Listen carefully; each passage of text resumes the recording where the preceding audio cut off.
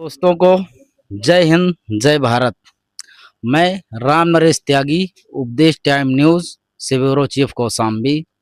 आज हम कौशाम्बी के नेवादा ब्लॉक अंतर्गत ग्राम सभा डहिया में मौजूद हूँ। आज हम एक ऐसे शख्सियत से रूबरू कराना चाहते हैं जो किसी पहचान के मोहताज नहीं हैं। रजवाड़े पासी समिति के राष्ट्रीय अध्यक्ष व वर्तमान राष्ट्रीय लोकदल के जिला अध्यक्ष विनय पासी जी, उनसे हम आप सभी को रूबरू कराना चाहते हैं। आपसे इनसे कुछ सवालात पूछना चाहते हैं। आइए इनसे हम पूछते हैं कि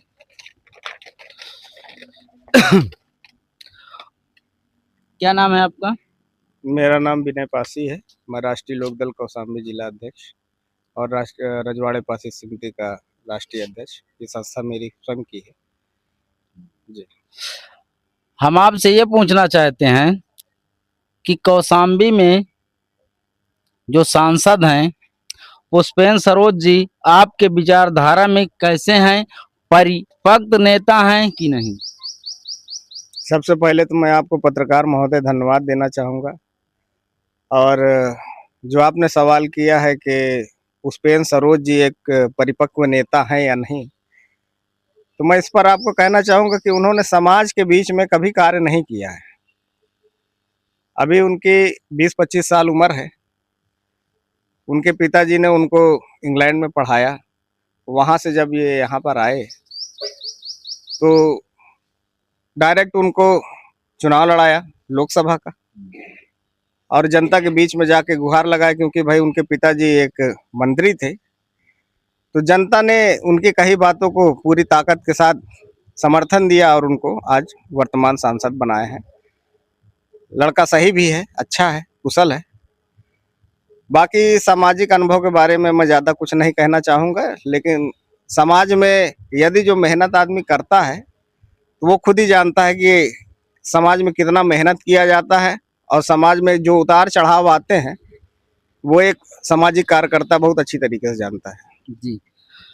तो अभी हाल में ही मंझनपुर नगर पालिका अध्यक्ष वीरेंद्र सरोज फौजी जी ने पुष्पेंद्र सरोज जी को प्रति जो बयान दिया है उस पे आपका क्या कहना है?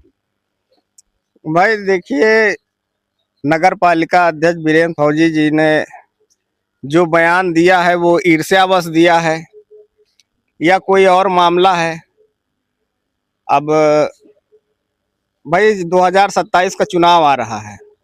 चुनाव में आरोप प्रत्यारोप होते रहते हैं, तो उनका कोई मुद्दा होगा। बाकी जो भाषा शैली थोड़ा इस्तेमाल किया गया है उसमें मैं कटाक्ष करना चाहूँगा कि ऐसा नहीं करना चाहिए। भाई वो फौजी आदमी है, जवान है, लड़खड़ा गई तो इतना कोई महत्व नहीं रखता है।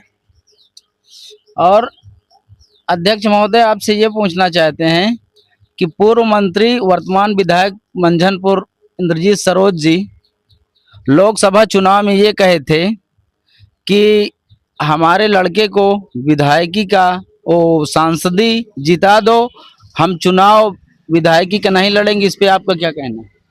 हाँ, 2017 में उन्होंने कहा था, और ये मामला काफ़ी ज़्यादा तूल भी पकड़ा था। समाज के लोग, मैं पासी समाज से आता हूँ, तो समाज के लोग कह भी रहे थे कि भाई मंत्री जी जब कह ही रहे हैं कि अब हम चुनाव नहीं लड़ेंगे, लड़का है उनका इकलौता लड़का है, तो इस बार पूरे पासी समाज के लोग मिलकर उनको चुनाव जिताते हैं। हम लोगों ने, सब लोगों ने खुद ही सहयोग किया है, और जहां तक हो सका है हम लोग समाज के बीच में, क्योंकि मैं संगठन भी चलाता था रजवाड़े पासी समिति का, तो मंझनपुर, चायल और सिराथू के जितने भी पासी समाज के लोग हैं सब मुझसे जुड़े हुए हैं।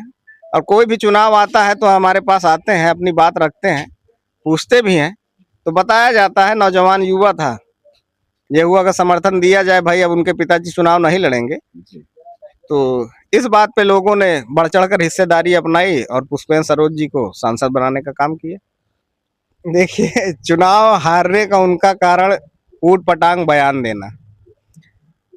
मैं भी समाज सेवा करता हूँ। रजवाड़े पासी समिति जो बनाया है वो जातिगत है, ये राजनीतिक नहीं है। मैं सामाजिक कार्यकर्ता था, क्योंकि जो पासी समाज है वो जी। बहुत ही निर्धन है, गरीब है और अशिक्षित है।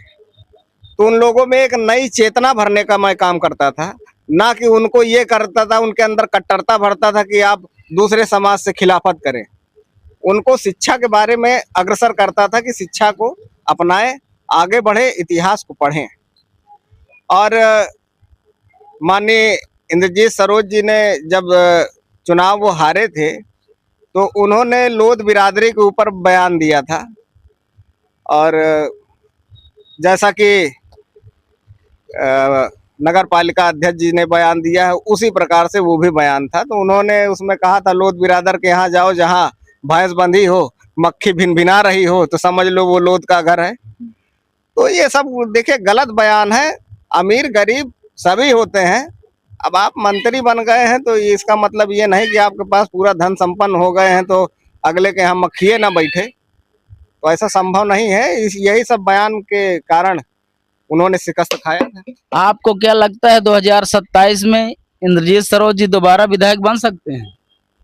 देखिए, मैं मंझनपुर के हर गली में जा चुका हूँ। मंझनपुर का कोई कोना नहीं बचा जहाँ मैं गया ना हूँ। और काफी करीब से मैं लोगों को वहाँ जान रहा हूँ, उनकी विचारधारा को समझ रहा हूँ। जब पुष्पेंद्र सरोज जी चुनाव लड़े थे, जो उन्होंने बात कही थी वो आज भी मंझनपुर की जनता के जहन में बसा हुआ है। तो मुझे बड़ा मुश्किल लग रहा है, क्योंकि जो बुजुर्ग लोग हैं, नौजवान युवा साथी हैं, उन लोगों का मन इस बार नहीं है।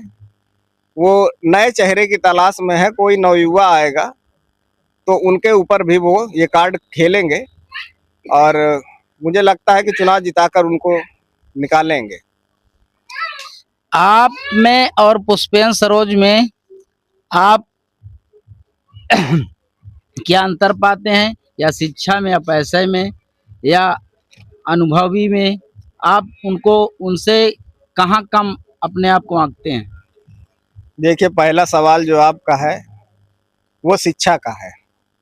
तो भाई, मैं प्राथमिक विद्यालय का पढ़ा लड़का हूँ। मेरे पिताजी गरीब घर के थे, किसान वर्ग के थे। तो उन्होंने बड़ी मशक्कत के साथ मुझे पढ़ाने का काम किया।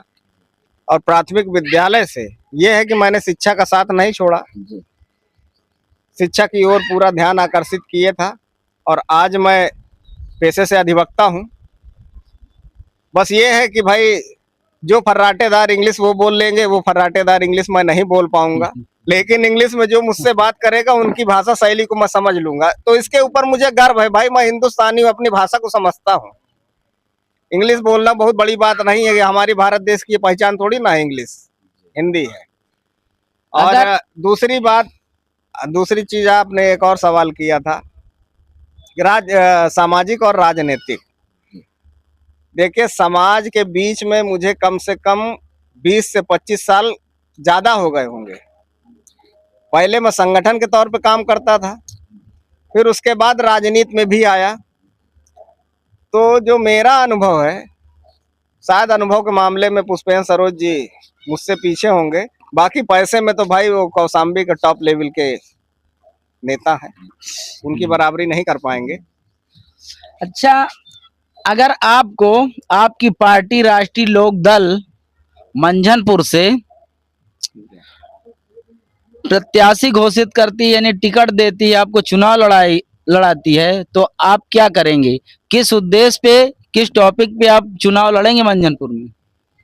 पत्रकार महोदय जी, देखिए, राष्ट्रीय लोक दल और भाजपा गठबंधन में है।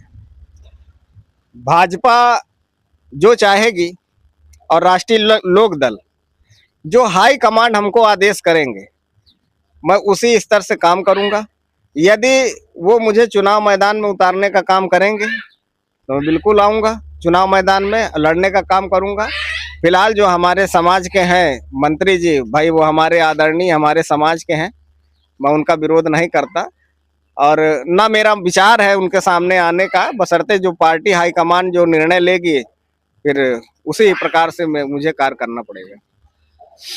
पार्टी में जुड़ने से पहले आप अपना खुद जातिगत संगठन चलाते थे, तब आप राजनीति तब चलाते थे, अब आप राजनीति में आए हैं, इसका क्या प्रभाव समाज पर पड़ेगा? दूसरी बिरादरी के लोग आपसे जुड़ेंगे या ऐतराज जताएंगे? इस पर आपका क्या कहना है? पत्रकार महोदय जी, देखिए, मैं जो सामाजिक संगठन चलाता था, मैं आपसे पहले भी बता चुका हूं कि अपने समाज को आगे बढ़ाने के लिए, शिक्षित करने के लिए, इतिहास के जानकार बनाने के लिए मैं उस पर कार्य कर रहा था। वो बहुत दिन का मेरा मेहनत है, लेकिन मैंने आज तक अपने जीवन में कभी किसी धर्म, किसी मजहब या किसी जाति का विरोध नहीं किया। वो चाहे ब्राह्मण हो, चाहे ठाकुर हो, चाहे कोरी हो, चाहे धोबी हो, चाहे नाऊ हो, चाहे जो भी हो। अगर उस समाज से कोई व्यक्ति मुझसे सवाल भी करता था तो मैं उनको कहता था, जो शिक्षित साथी हैं उनसे मैं ये कहता था कि भाई, आप जिस वर्ग में हो उस समाज को आगे बढ़ाने के लिए आप भी अपना योगदान करिए। एससी समाज के बीच में जाता था तब भी, और भी वर्गों के बीच में जाता था और धर्मों में जाता था तब भी। मैं केवल सामाजिक कार्य किया हूँ, ना कि किसी प्रकार का विरोधाभास उनके दिल में, आत्मा में भरने का काम करता था। ये काम मैंने ना कभी किया है, ना मैं कभी करूँगा। मेरा राजनीतिक जीवन एकदम साफ सुथरा रहा, साफ सुथरी छवि रही। मैंने समाज में किसी प्रकार की कोई गंदगी फैलाने का काम नहीं किया, और ना आने वाले समय में कभी मैं करूँगा, क्योंकि गंदी राजनीति से मैं बहुत दूर रहता हूँ। 2026 में ग्राम सभा, ब्लॉक प्रमुखी, जिला पंचायती का चुनाव है। इसमें आपकी पार्टी मजबूती से चुनाव लड़ाएगी या नहीं? बिल्कुल मजबूती से लड़ाएगी चुनाव। आप पश्चिम तरफ देख लीजिए, राष्ट्रीय लोक दल का जो बिसात है, जो दम है, वो शायद किसी पार्टी में नहीं है। और जब से हमारे राष्ट्रीय लोक दल के आदरणीय जयंत चौधरी जी सक्रिय हुए हैं, क्योंकि नौजवान हैं और तर्कशील व्यक्ति हैं, बहुत ही समझदार, जुझारू किस्म के हैं, और उनका साथ निभाने के लिए राष्ट्रीय महासचिव आदरणीय त्रिलोक त्यागी जी, जो काफ़ी मंझे हुए और सामाजिक नेता हैं, तो एक हिसाब से देखा जाए तो ऐसे गुरु अगर हमारे साथ हैं तो वो दिन दूर नहीं।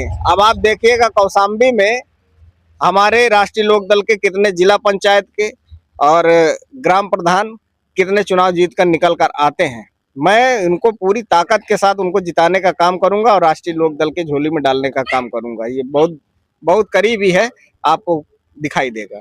बहुत बहुत धन्यवाद अध्यक्ष महोदय आपका। जय हिंद, जय भारत। धन्यवाद।